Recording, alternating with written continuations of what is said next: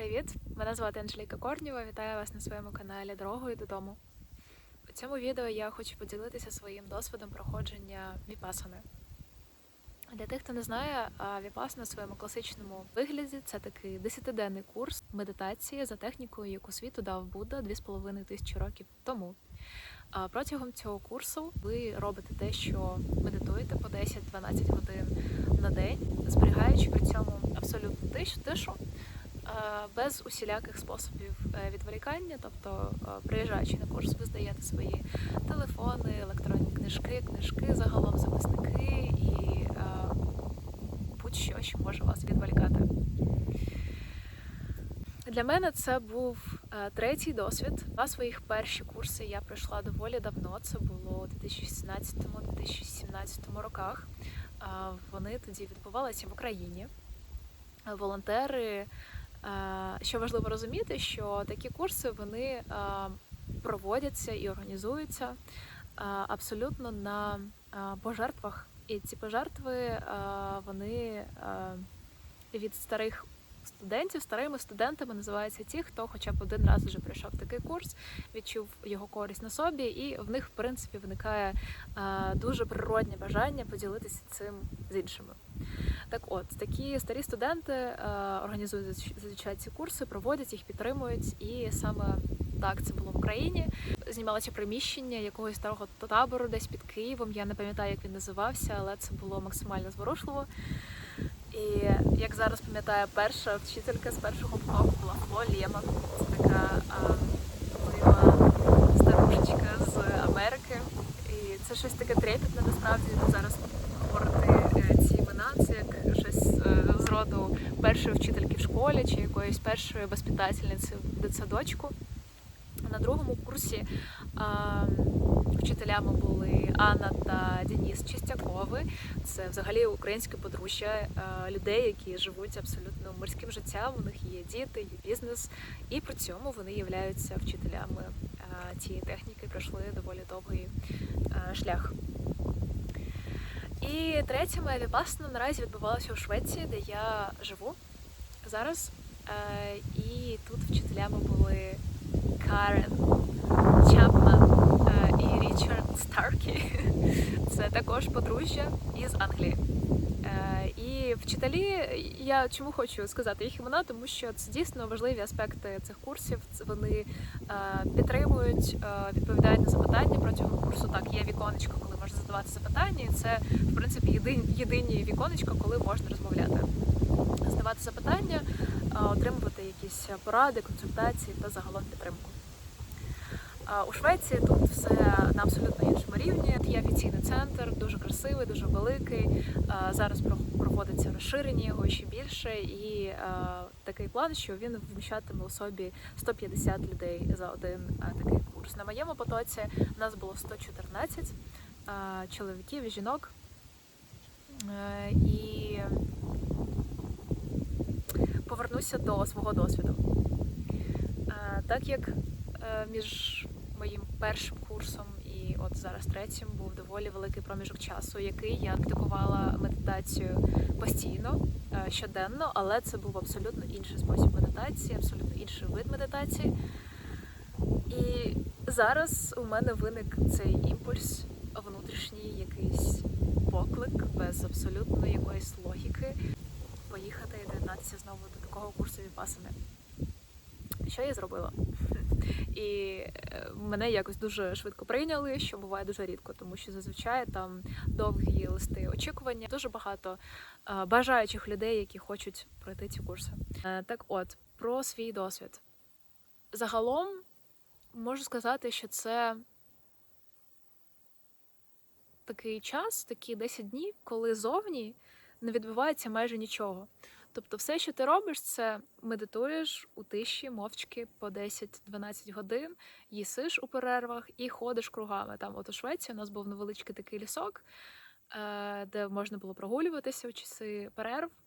І він, звичайно, невеличкий. Тобто ти просто кругами ходиш і ходиш і ходиш. Це все, чим ти займаєшся 10 днів. Але той об'єм життя, який відбувається всередині, той матеріал, який вспливає всередині, його, здається, достатньо, аби просто написати книгу. Єдиним шуткою гумору буде те, що це буде книга на одного читача, тому що ніхто нічого не зрозуміє. Тобто там такі тонкі матерії спливають з твого особистого внутрішнього якогось простору, що крім тебе вони особливо нікому не будуть зрозумілі і, в принципі, не потрібні. Зараз, згадуючи свій перший курс, я пам'ятаю, що він був непростим. Я пам'ятаю, мене настільки коробило від усього рівню внутрішньої напруги, який виходить за цей час з тебе. Мені настільки складно було з цим бути, що я просто сиділа і розцарапувала собі руки до крові, аби хоч якось з цим впоратися, щоб хоч якось це контролювати. Цього разу все було на порядок простіше. Тобто у мене не було такої сильної напруги, але тим не менш день один він здавався неймовірно довгим. От просто тебе відняли всі твої чати, всі твої переписки, за якими я почала сумувати вже з першого дня, з якимись близькими людьми, які в моєму телефоні відбуваються майже щоденно. І цього дуже не вистачало. І ти от залишаєшся наодинці, один із собою, і цей день триває неймовірно довго. І коли я зрозуміла, що в мене попереду ще 9 таких днів, я почала задаватися питанням, як взагалі я змогла пройти перші 2 курси, які відбувалися в Україні. Але тим не менш, десь з 2-3 дня вже ти входиш, я принаймні відчувала, що я війшла в якесь русло, стало легше. Дійсно, у тебе є якась чітка техніка, на якій ти фокусуєшся. І ці дні, вони в моменті відбуваються настільки довго, протяжно, як один якийсь безкінечний день, тому я зараз вже не згадаю, де другий був, де третій, де четвертий, але десь на 3-й чи на 4-й день даються інструкції з того, як саме практикувати техніку віпасани, вже переходити від цього налаштування, загострення свого розуму, це те, чому присвячені перші 3 дні, переходить, здається, це був вечір 3-го дня, відбувається перехід до основної техніки віпасани. І тут це було щось неймовірно,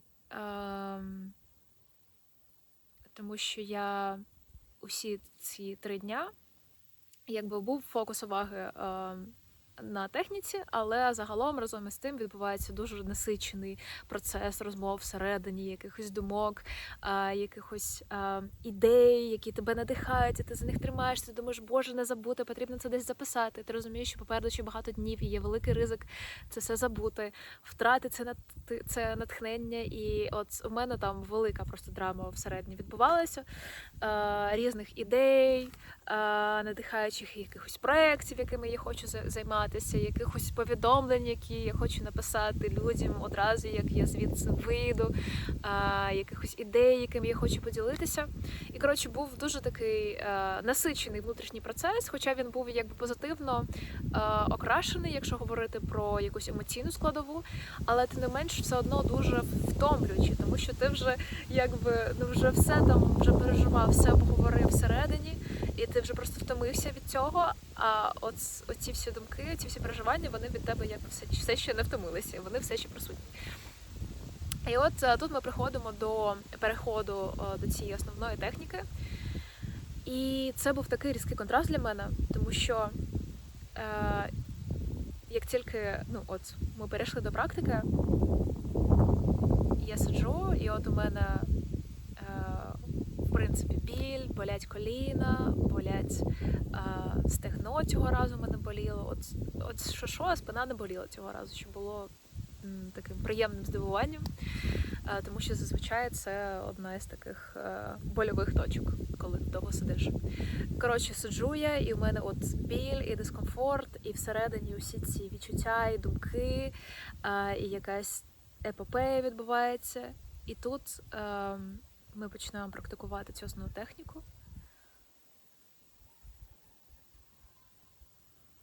І зникає це все. Немає більше ні болю, ні думок, ні внутрішніх переживань. тільки ти при цьому не зникаєш. І я була настільки вражена цим різким переходом, тому що це було так близько весь цей час. Ну,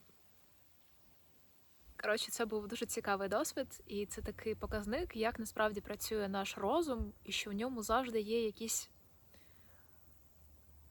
ніби паралельні, а от різні, дуже різні стани, і вони якби от один, а от інший. Вони от нерозривно ніби присутні тут і зараз, і в тебе ніби завжди є до них доступ.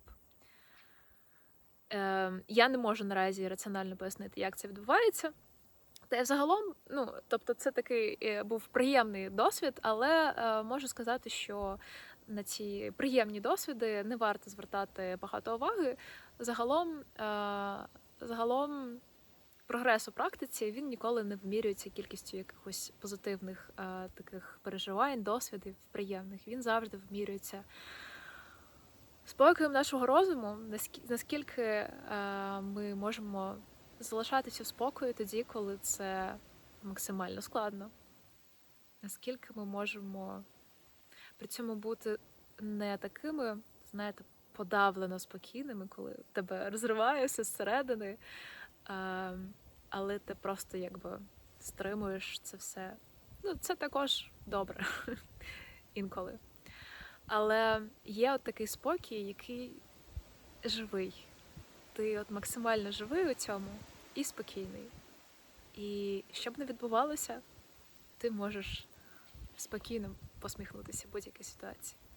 Або, навпаки, дати якийсь чіткий відпор ситуації, яка цього потребує, але також зробити це максимально спокійно.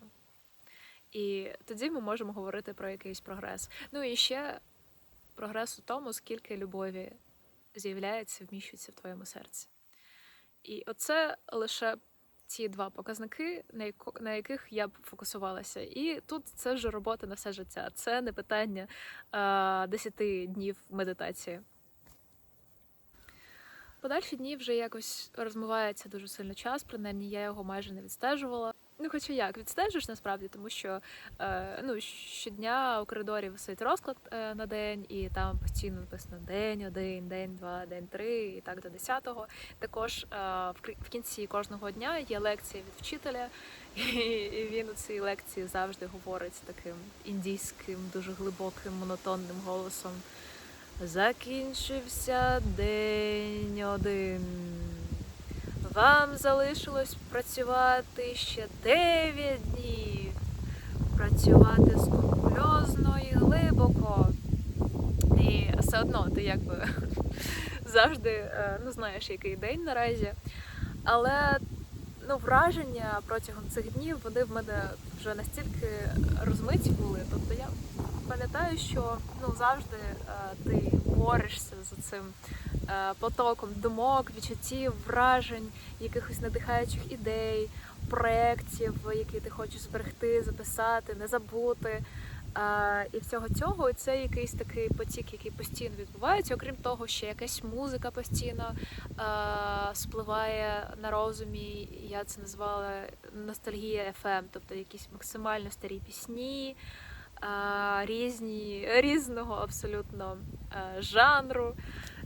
І це постійно відбувається, а при цьому твоя головна задача просто фокусуватися на техніці, робити практику. І якщо коротко, то вона заключається в тому, що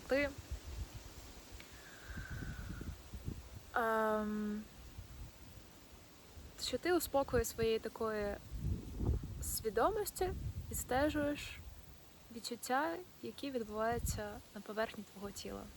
Частина за частиною скануєш голову, обличчя, задню частину голови, шию і так до самих кінців пальців і назад до маківки голови. Оце єдина задача, на якій ти повинен був би фокусувати свою увагу. І отут до мене прийшло одне дуже цікаве усвідомлення.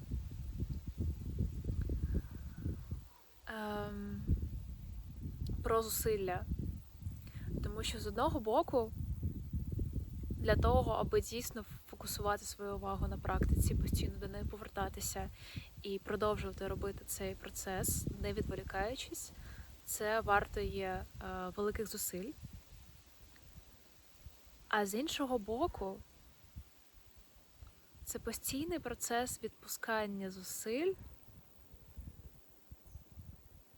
і якось занадто старатися, щось додавати до цього процесу, щось придумувати, якось офарбовувати це все, давати якісь оцінки. І от є життя зовні, в якому постійно щось відбувається, якісь ситуації, якісь події, і ми, в принципі, так чи інакше розуміємо, що ми мало що можемо тут контролювати, ми мало на що можемо тут впливати у зовнішньому світі, у житті назовні. І є іще життя всередині нас. І я, наприклад, як людина, яка вивчала психологію, я думаю, що це стосується нас всіх насправді, але є постійне бажання оце життя всередині себе якось на нього впливати, якимось чином його контролювати, врегульовувати, якось стискати, проводити якісь маніпуляції постійно. І це все також має місце бути, але водночас з тим я відчула, що інколи найкращим способом самоврегулювати себе і зцілити себе є просто перестати стояти на шляху цього потоку життя всередині себе, просто перестати йому заважати і дозволити життю текти всередині нас. І тут, аби цей процес помітити і навчитися дозволяти цьому потоку життя бути, потрібна практика. Але мене це дуже зачарувало, і мені це також нагадало, у мене була історія. Я захотіла якось навчитися співати, знайшла викладачку з вокалу, прийшла, на урок. І я прийшла тоді зі своїми концепціями, зі своїми якимось враженнями, як потрібно співати. Тобто я там така прийшла, і я стою, і в мене там я Крістіна Агілєра, значить, чи щось там, що я тоді Бійонсе, що я там ті слухала, вже не пам'ятаю. І ми робимо якісь там прості розпівочки, і я там співаю так, як мені здається, потрібно там. І а ця вчителька вокалу, це взагалі унікальна жінка, вона така до мене повертається, а в неї очі такі великі, величезні, як у сови, і такі трохи аж люті. Вона така до мене повертається і каже: «Ти що робиш? Ти можеш просто стати, відкрити рот, видати звук». І це її напор, якась така прямота, вона настільки мене заземлила з якихось моїх там мрій. І я просто стала дійсно робити, що вона каже. І це смішно, тому що потрібно просто відкрити рот. І не думати, як відкрити його красиво, як відкрити його там якось правильно, якимось ідеальним чином, а просто відкрити рот і просто видати звук. Це все. І я просто це зробила. І я не можу передати, але мене дуже сильно вразило і трохи злякало, якого розміру звук із мене видався. Тобто, розумієте, у мене там в думках була там Крістіна Агілєра, а з мене вийшов отакенний звук, там, не знаю, якогось ядра землі просто. І оце для мене така сама аналогія того, що от і всередині в нас є отакенне просто життя. Воно тече постійно, от просто от нескінченне життя. А ми постійно його зжимаємо, постійно його якось намагаємося врегулювати, якось прикрасити, щось додати, щось відняти. і якось його скомпресувати, зжати, знаєте, як файл у маленькому розмірі, до якихось своїх уявлень про те, яким повинно бути це життя, якими повинні ми бути у цьому житті. І це з одного боку комічно смішно, а з іншого так сумно, тому що ми урізаємо себе з якоїсь такої величі життя, потужної якоїсь такої сили, неймовірної, краси у щось таке маленьке, миленьке, добреньке, але обезсилене, обезживлене. І це сумно. Ну і загалом це така, знаєте, якби діявольська проділочка, тому що цим своїм контролем, як зовнішнім, так і внутрішнім, ми насправді намагаємося грати в Бога, намагаємося сказати тут, що я знаю правила цієї гри, і я знаю, як тут грати, я знаю, як мені бути і що думати. І це був мій якийсь найглибший досвід, саме досвід. Загалом віпасана чарівна тим, що вона дає саме досвід. Тобто ми можемо дуже багато речей знати і розуміти інтелектуально, але, на жаль, цього недостатньо. І я якраз із тих людей, які обожнюють знання, які часто читають, люблять збирати якісь купу інформації, якихось цікавих фактів і обговорювати якісь філософські ідеї. Але дуже часто це не робить мене більш щасливою. І це не поглиблює мою якусь внутрішню мудрість. І це не робить мене більш живою. Настільки, наскільки це робить якийсь внутрішньо пережитий досвід. Розуміння якихось речей, які інакшим чином ми насправді зрозуміти тут не можемо. Зараз, вийшовши з цього досвіду, я все ще відчуваю себе трошки з такою дуже-дуже тонкою шкірою, і багато зовнішніх подій, людей, звуків, вони сприймаються вкрай гостро, чутливо. І це дійсно займає трошки часу, принаймні, якщо ви людина з такою чутливою психікою, то, скоріш за все, вам також знадобиться час, аби прийти до тями. І ще хотіла відмітити останній день, тому що саме останній день дається ще одна додаткова техніка медитації, яка називається мета-медитація, і перекладається це як медитація люблячої доброти. І це був той момент, коли мене вже розмазало остаточно. Я почала плакати і розуміти, що ось це все закінчується. Тобто в мене тут стільки якихось таких тонких речей розгортається всередині, до якихось тонких досвідів, торкання до якоїсь величі життя. І от це все закінчується, а мені так не хочеться, щоб це все закінчувалося. І я розумію, що все, мені доводиться казати пока, прощай наразі, і це викликає смуток. І я плачу, і дуже-дуже хочеться плакати, і все дуже гостро відчувається. Але одна із головних філософських ідей у практиці віпасани – це аніччя, це слово, яке означає те, що все проходить, все непостійно. Це слово перекладається як непостійність, непостоянство. І це як природа життя, з якою ти нічого не поробиш, як би цього не хотілося. І насправді в якісь моменти практики, і напевно це і є якесь таке досягнення, коли ти практикуєш, що уся ця драма того, що все закінчується постійно, або не драма, або така радість надзвичайна, що там якесь страждання закінчується, чи щось, що нам не подобається, проходить.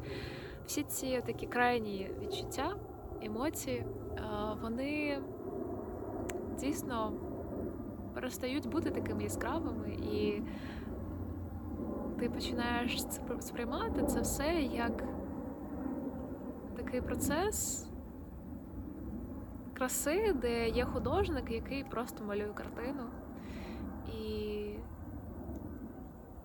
І в цьому творчому процесі він додає якісь фарби, якісь частини, можливо, стирає з картини і видозмінює їх. І додає свої якісь креативні внески. І от у цьому процесі в ньому немає нічого ні трагічного, ні якогось занадто радісного. Це просто процес, який відбувається, і в ньому дуже багато краси. І так, підведу це все до якогось кінця. Для кого цей курс, для кого такі практики? На рівні мого серця мені хочеться сказати, що для всіх. Просто тому, що я розумію на рівні свого досвіду, наскільки сильно це може трансформувати людину на рівні якогось глибинного ядра. І на цю тему є документальний фільм про віпасану у в'язницях. І це саме приклад того, як злочинці, люди, які робили якісь дійсно жорсткі дуже вчинки в житті, черстві, здавалось би, вони протягом такого курсу і наприкінці курсу вони перетворюються в таких якихось дітей, знаєте, які багато плачуть і просять вибачення у всіх своїх сокамерників. І це є признак дуже красивої трансформації, яка, можливо, з усіма. Насправді, має фундаментально поганих людей. Є люди, які, на жаль, ніколи не мали змоги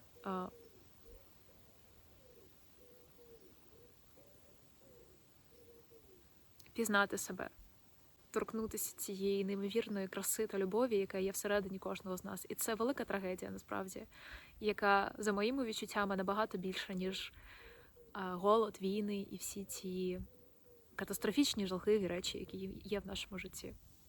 І це єдине, що відрізняє мене чи вас від якоїсь найжахливішої, найжорстокішої людини у цьому світі. Тому мені дуже хотілося б, аби кожен мав можливість прожити всю цю красу зсередини, але на рівні розуму, на рівні мудрості я розумію, що це дуже глибока, непроста, кропітка робота, до якої далеко не кожен буде готовий. І тут усьому свій час. Тому не можу нічого рекомендувати.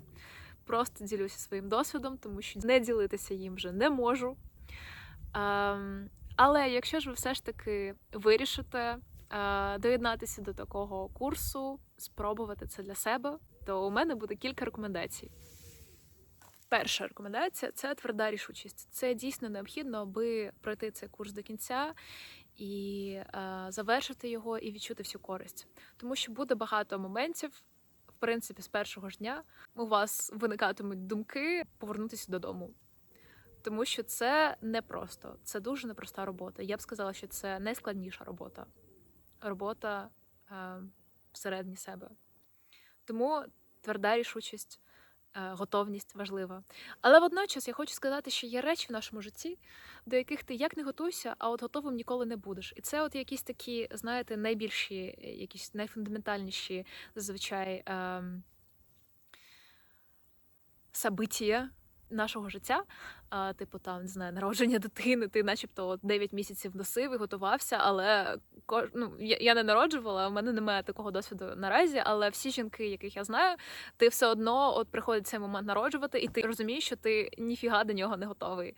Чи момент там, я не знаю, якоїсь втрати близької людини, от він просто приходить, і ти розумієш, що якби людина не вічна, що вона все одно піде з цього життя, але все одно ти не готовий. От так само десь із віпасаною, приблизно, тому що ти скільки не готуєшся, скільки не читаєш, все одно будуть якісь абсолютно аспекти, яких ти не очікуєш, і зазвичай саме якісь неочікувані ці аспекти будуть для тебе максимально складні, а не ті, до яких ти там намагався підготуватися. Тому, звичайно, готуйтеся, але Також будьте сміливими відкриватися життю. Друга рекомендація доволі практична. Сидіти потрібно буде дуже багато, і про це варто потурбуватися. Часто центри мають там якісь подушки, дійсно ти можеш обкластися цими подушками, щоб якось більш-менш зручно сидіти. І це допомагає. Я б рекомендувала ще обзавестися такою штукою, як лавка для медитації. Якщо ви заб'єте в гуглі лавочка для медитації, ви побачите. Це така лавка, на яку можна сидіти і підгорнути отак ноги. І ти ніби якби сидиш на колінах, але при тому твої коліна не так сильно здавлюються, тому що є простір між ними. І це те, що загалом зможе зберегти ваші коліна або просто надасть вам якби варіантів того, як ви можете сидіти і змінювати свої пози протягом цих довгих годин сидіння. Третя рекомендація. Буде дуже багато моментів, коли буде складно. І моментів, коли буде дуже велика спокуса сказати собі: я не можу, в мене не виходить, це не для мене, в мене нічого не виходить, я слабак, я слабачка. Тим самим обезцінити всі свої старання, будь-які свої зусилля і поставити хрест на своїй практиці. І аби цьому запобігти, тут я б рекомендувала розвивати у собі внутрішнього фаната, внутрішню фанатку, такий, знаєте, підтримуючий компонент своєї психіки, який у такі моменти, коли буде дійсно складно, зможе побачити усю цю напругу, побачити усе це страждання всередині, розділити його з тобою, дивитися на все це дуже люблячими очима, дуже м'яким серцем. І продовжувати. Або навіть дозволить тобі, твоєму розуму, відволіктися на ту хвилинку і дозволить тобі зробити паузу, яка, можливо, дійсно необхідна, аби знову повернутися і продовжувати. Це такий компонент психіки нашої, який, в принципі, буде вам взагалі дуже корисний у вашому житті. Щоб не трапилося, а мати всередині себе доброго друга ніколи не буде зайвим. А загалом про внутрішню фаната, внутрішнього підтримуючого друга я планую записати інше відео, де поділюся тими інструментами, які допомагали мені виховати у собі таку підтримуючу частину психіки. І ще одна рекомендація буде також базовою, простою – пити багато води.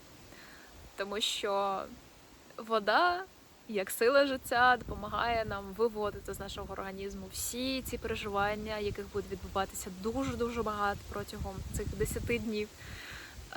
І тим самим ваше тіло почуває себе більш комфортно і психіці також здається легко. В мене з собою була 1,5-літрова пляшка води, і за день я випивала по 3 літри води стабільно. І я відчувала, що це мене дуже підтримувало і дисциплінарно, і от на рівні якоїсь біомашини, якою я є. Остання рекомендація – це дати собі час після такого інтенсивного ретриту, після такої інтенсивної програми. На останній день цієї практики вже дозволяється розмовляти з іншими учасниками, що поліпшує процес повернення до звичайного життя. Але якщо ви знаєте про себе, що у вас чутлива нервова система, повернення до звичайного життя може займати довший час, і цей час варто собі дати. Це відбувається у всіх по-різному. Насправді на нашому курсі були абсолютно різні кейси, тобто хтось одразу повернувся такий, і все, у них там активне життя бурхливе, вже чоловіки, жінки, якісь стосунки, знайомства. У мене все не так відбувалося. Мені потрібно було більше часу, я не була готова навіть розмовляти з самого початку. І лише потім якимись маленькими кроками виходила у люди, і все так само дуже гостро відчувалося. І тут варто з собою бути дуже, знову ж таки, ніжним, добрим, підтримуючим. Дякую, що додивилися це довге відео до кінця. Якщо ви проходили віпасану раніше, у вас є свій особистий досвід з такої програми, будь ласка, напишіть про це у коментарях, мені буде дуже цікаво почитати. А також, якщо ви ніколи не мали такого досвіду, то що надихнуло вас на те, аби подивитися взагалі це відео до кінця, що привело вас сюди? Якщо ви просто із числа моїх друзів, родичів, знайомих, то напишіть привіт чи якесь вітання в коментарях. Я буду дуже рада вас тут бачити. На цьому все. До нових зустрічей!